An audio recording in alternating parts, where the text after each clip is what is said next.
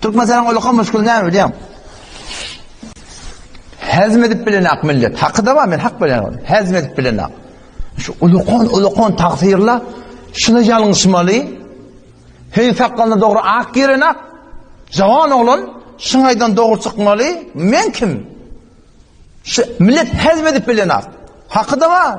Ulukan taksirla aytmaptır. Şöyle bilmeptir mi? Baba men nedim bicirede. Ulukan taksirla aydallar ba. Talayahun taksir men sırahaten bilen şuna mensallar aydardı. İnalekem Aşrahun Nemani, Allah rahmet etsin, Kadir Hazır Nemani, men canızan doğdum, ince meyle katlaşıp bir adam. Sırahaten Kadir Hazır, dep dedim, men ödüm ayttı diye. Kadir Can, men ölsem, men idimden toy tutma deytti. Niye de oku geliptir? İnalekem şey, Bukhara, o birinin adı ne mi? Hiva da oku gelin. Kadir Can, men ölsem, men idimden toy tutma. Ne mi diye toy tutma diyen ne mi? Onun adamını işir çağırma. Bir kariyim geldi burada deş bas, şu bana gelir, ola gelmer dedi. Yani alekem arkta, olakan takirinin adı ne mi? Arktan kim başlar? He? Ediydi akun mu? Atacık akun berekella. Atacık akun, Allah rahmet etsin. Şu da atları şola emelen koyuk ediptirler doğru dedi. Onun şola olakan takirinin adı ne mi dünyadan kayıt? Taycan akun, Allah rahmet etsin şu benden. Hazır ona çelimi oğlunu çoklar şeyle. Veren hakkıdım, iyin hakkıdım. Oğlu vardı ya, oğullar Abdullah akun. Abdullah akun. Oğlu. İnlasan kıyıqırardı ola. Oturan ağolları kıyıqırardı. O Müslüman doğun şıdatlı var ya, ulukan takdirle aytmaptır mı? Ulukan takdirle de aydan yerler var. Ama hop bir form boluptur şu soram, aydana yaman mark kurtturla, yaman bir doğrultturla soram aytmadasın köşiptir soram. Bir zaman olan arada beter bir avudan kebaytır. Cemde de otuyor, beter avudan kebaytır dedi. O modiya da ona ne aytmaya diye. O kavgurun ayttı. Aytan şöyle oluyor dedin diye. Nerede oluyor? Vehhabi diyorlar. Tebliğat yürütüyorlar.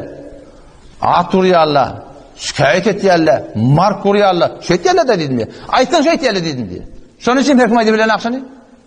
Aytan şey diyorlar Müslüman doğun. Seni şeyle bir yekeleyerler. Şeyle bir yekeleyerler. Baba ben arada Elyas'a demme yol mahaliyanla. Elyas yemşik diyenleri tanıyalım. Yol mahaliyanla. 65 yaşlı adam. Omul geleceğin bir ayırlı. Ben ayada vardım. Neyim ne mi haber be? Nereye koyan sen gurunun dedi diye. İlyas dedi sen dedim yaşlı adam ki. Sen ödün aytış avval iyiliği edim şu dedim. Yo avval ilmi açın. Sen şu cemde turallan şayet bağdır ha. Yaşlı rakta aytan altı. Avval iyiliği edim size atlı. Haydi benim gördüğünüz sonra ilmi yerlerini. Dağdılarmıştı. 60 yaş, 65 yaştan sonra o Müslüman doğan şidatlar var. Aydılman durumda attı, aydılyan da attı.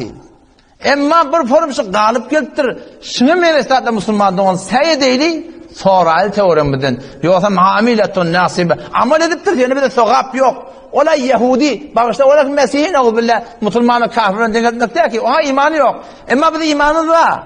Bu da atlar bir de imandan çıkaranak, ama bir de sogap yok Müslüman doğaslardır. O şu adın ödünde de ne kadar dağıtır bolup tuğra. Şu adın ödünde de bolup tuğra. Olokon takdirler var. Keplen akla. Yine 5 yıldan 10 yıldan ödüne cüdegane bir tertip. Bir yaş olan gelecekte var akım. Adından avrayından geçip aydatın. Ha oraya olokon takdirleri. Ne mi hemen? Beğerbaşı. Meherrem ay.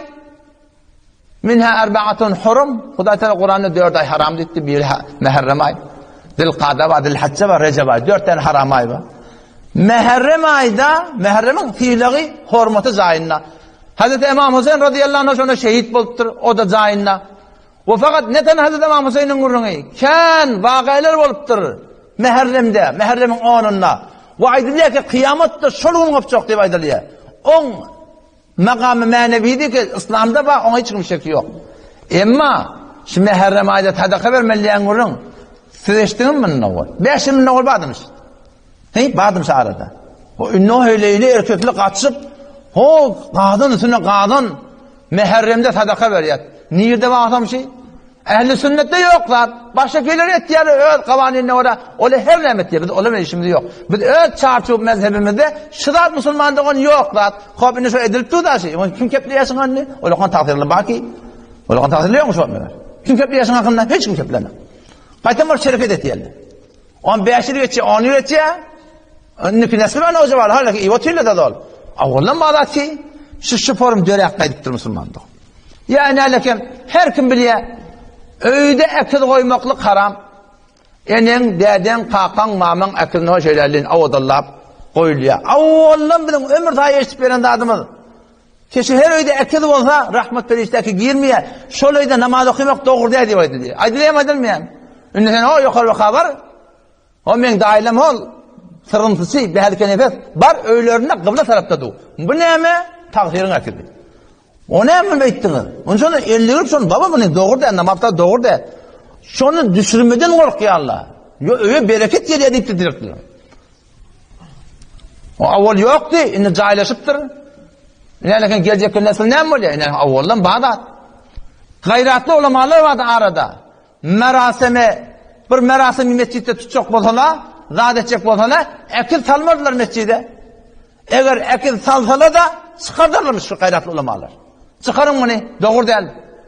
Ama inni o gayrat etek katıptır, zayıfleniptir. O inni zat demeyenler. O ne şu hem doğru oluyor, çünkü şu zat demeyenler Müslüman doğru. O şuna mendeş, inalekem evde de var, şunun haberi yer, düğün aytılım, şunu aytılım. Halalekem, Allah'ın aydınlığa gitver, ben de görmeyene gider, sonra aytam. 8 yani koyun tatlık koyup durlar. Ne meden çüreyim? Falan kabristanına heli erkek koşulup sadaka verecekler. Ola heli cemaatin şu zamanında kabristanına barmak doğru de. İkincinde kabristan niyerleri baba bir oturup sen şu an bir yağta cakcaklap gülsen sana ne mi diyerli? Hem toya varsan masa cakcaklap gülsen ne mi diyerli sana? Teorda mi? Ne tuttu? Baba toy gülneyen yer kabristan bir iyiliyen yer mi? Kabristan şu da hoşluk yer mi? Sen etmeyin, son notada heli erkek kaçışıqlı o cidegene, şu da fekil koyun, şu attan odun yığınap verdi. Oğum şu da hem ne kadar inşallah böyle şeyden. Söylemeden tezine döneyim. Oğum emin kabul olsun, ne hemen kabul olsun. Yani bir ile diliye, 2 ile diliye, 3 ile diliye, sonra okun bu da ödüne bir resim. Ve şu suratında Müslüman doğun, şıdatlar var ahim. Bir da öyle tadakkul milleten günü men kimi uğramayacak oluyor. Vaqiyeti ba. Emma çünkü bir halaf sünnet etiyat. Çünkü bir halaf şeriat etiyat. Çünkü Huda ve Peygamber aydan o edemler şibidin ettiyanında sogaptan hakikat yok Müslüman. O zaman şu tayda Müslüman onun yani şidatları nesl cedid elimizden gelen nedir? Elinden gelen nedir? Şunu inşallah kaim duruyor. Sünnete mutabık bir de inşallah Teala şunu emmet edeyim.